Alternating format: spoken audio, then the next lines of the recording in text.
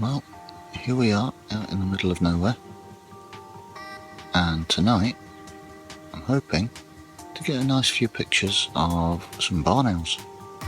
Fingers crossed. There's a nest box across from me, and we're going to see if there's anything in it just now.